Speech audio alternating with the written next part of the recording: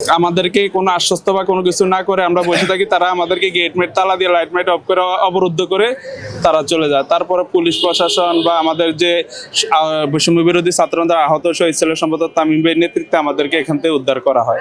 জুলাই গণঅভ্যুত্থানে আজকে দীর্ঘ 1.5 বছর যাবতের উপরে প্রায় 16-17 মাস হয়ে গেছে।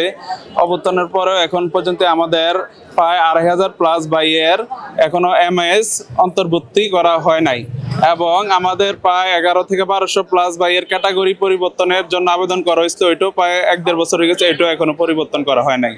তো ওইটার জন্য আমরা মুক্তিযোদ্ধা মন্ত্রণালয়ের যে সচিব বা গণঅভ্যুত্থান অধিদপ্তরের যে মহাপরিচালক, এরপর মুক্তিযোদ্ধা উপদেষ্টা ফারুক আজম স্যারের সাথে আমরা বিভিন্ন সময় বিভিন্নভাবে অনেকগুলো মিটিং বা অনেকগুলো যোগাযোগ করার পর ওনারা আমাদেরকে বিভিন্ন আশ্বাস বা বিভিন্ন ধরনের দিতেছে, করতেছি কর্ম ডেট দিতেছে, কিন্তু আমরা আশ্বাস পাইতে পাইতে গত কিছুদিন আগে আমাদের বৈষম্য বিরোধী ছাত্র আন্দোলনের যে আহত শহীদ ছেলের সম্পাদক তামিম খানের নেতৃত্বে আমাদের একটা প্রতিনিধি দল 20 থেকে 25 সদস্য প্রতিনিধি দল উপদেষ্টা ফারুক আজমের সাথে কথা বলছিল। তো উনি আমাদেরকে আশ্বস্ত করছে যে কয়েকদিনের ভিতরে তোমাদের এমআইএস বা ক্যাটাগরি পরিবর্তনের যে গ্যাজেটটা আছে আমরা এটা এমআইএস করে প্রকাশ করবো। কিন্তু আমরা 20 তারিখ পর্যন্ত, জানুয়ারির 20 তারিখ পর্যন্ত একটা আলটিমেটাম দিছিলাম, কিন্তু আলটিমেটাম অনুযায়ী ওনারা কাজ করে নাই। এরপরও আমরা দীর্ঘ প্রায় 24 তারিখ পর্যন্ত অপেক্ষা করি, আরো 4 দিন আবার, কিন্তু অপেক্ষা করার পরে আমরা 24 তারিখে গত পরশুদিন আমরা একবার এখানে আসি। আমরা কয়েকজন আসার পরে এখানে কোনো উপদেষ্টা স্যারকেও পাই না বা সচিব যে মশিউর স্যার ওনাদেরকেও পাই নাই। আমরা এখানে আন্দোলনের জন্য বসার পরে রাত্র 9টা-10টা বাজে যায়। ওইখানে তারা আমাদেরকে কোনো আশ্বস্ত বা কোনো কিছু না করে আমরা বসে থাকি, তারা আমাদেরকে গেটমেট তালা দিয়ে লাইটমেট অফ করে অবরুদ্ধ করে তারা চলে যায়। তারপরে পুলিশ প্রশাসন বা আমাদের যে বৈষম্য বিরোধী ছাত্ররা আহত শহীদ ছেলে সম্পাদক তামিম ভাইয়ের নেতৃত্বে আমাদেরকে এখান থেকে উদ্ধার করা হয়।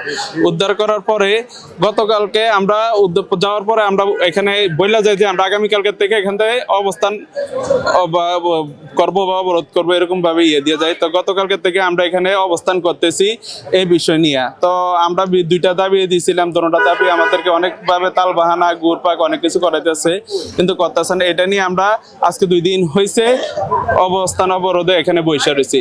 কিন্তু আমাদের একটাই কথা, যে সরকার বা যে উপদেষ্টারা যে আমাদের আহত বা শহীদ পরিবারের রক্তের উপরে দাঁড়িয়ে আজকে তারা উপদেষ্টা হয়েছে বা মন্ত্রণালয়ের মতন জায়গাতে তারা সরকারি ভবনে আজকে বসছে, কিন্তু তারা আজকে আমাদের আহত ও শহীদ পরিবারকে সেরকম কোনো মূল্যায়ন করে নাই এবং মূল্যায়ন দেয় নাই।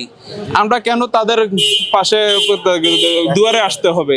তারা আমাদের কাজগুলো দ্রুত গতিতে করা। দেখেন, সামনে একটা নির্বাচন 12ই ফেব্রুয়ারি।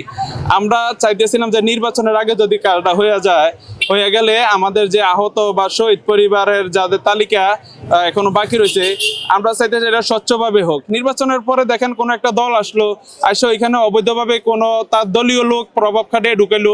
আমরা ওইটা চাই না। আমরা চাই এখানে স্বচ্ছ যারা জুলাই যোদ্ধা বা শহীদ পরিবার এখনো গ্যাজেটভুক্ত বা এমএসভুক্ত হয় না তাদেরকে করুক, বা এখানে কোনো ভুয়া লোক যাতে না ঢুকে। কিন্তু ওনারা আমাদেরকে নির্বাচনের পরে তখন আশ্বাস দেয় 30 তারিখের আগে 20 তারিখের এইভাবে আশ্বাস দিতে আছে, ঘুরপাক করাইতেছে, কিন্তু তারা আসলে কোনো কাজের অগ্রগতি বা তাদের কাজের কোনো রূপরেখা আমরা দেখতে পাইতেছি না। যার কারণে আজকে 2 দিন যাবত আমাদের এখানে অবস্থান কর্মসূচি চলতেছে।